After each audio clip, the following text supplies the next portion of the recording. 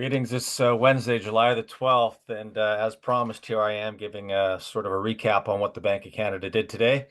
As you've likely all heard by now, the Bank of Canada did raise the rate another 25 basis points, bringing us to the overnight rate of 5%, which is crazy when you think 16 months ago it was at a quarter percent. So those of us that are in the variable basket and have not moved or have to come into a new mortgage in the next, so I'll call it 12 months, um, are going to be in for a shock or dealing with a shock. So uh, most reports say that the average household is sustaining it. The cracks are really starting to show in the delinquency rates versus the actual default rates. So they're still at record lows. So Canadians have been withstanding it, and maybe that's to the chagrin of the Bank of Canada. I don't know. I mean, they're obviously trying to crack things and bend until people stop spending, but uh, doesn't seem to be the case. But that said, on the inflation front, if the Bank of Canada's goal with rates was to get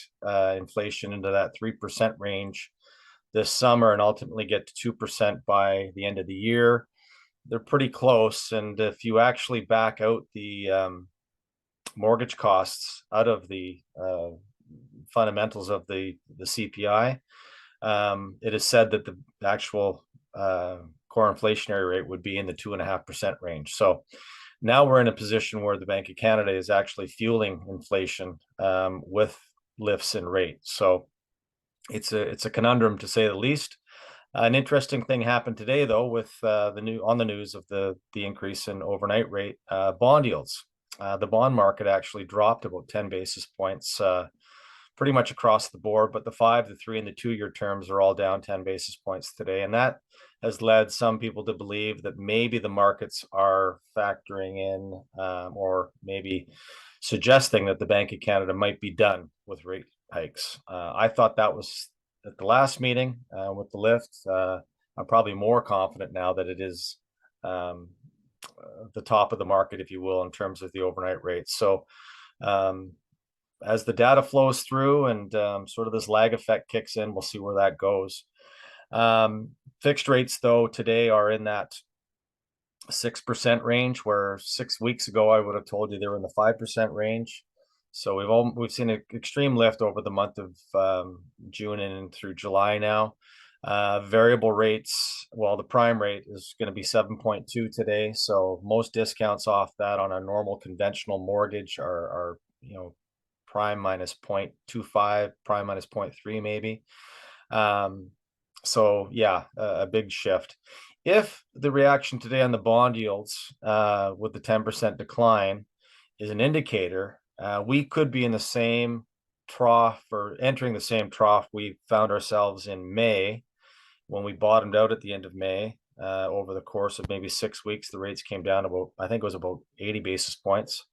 Now they're up about 80 to a full 100 or 1%. If this is a decline, maybe we see through the month of end of July through August that the rates do come down, and maybe we enter the fall with fixed rates back in that 5% range. But it's been a crazy time for us to try and hold rates, wait for people to make a move.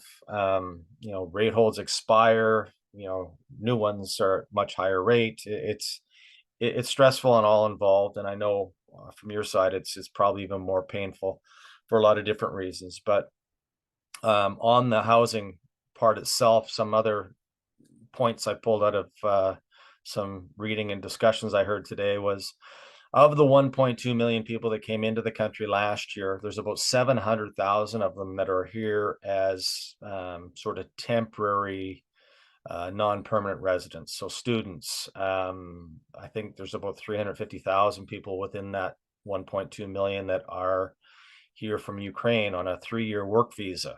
So does that create a bit of an exodus in the end of 3 years? Do they stay? Do they return home if things sort themselves out in the Ukraine?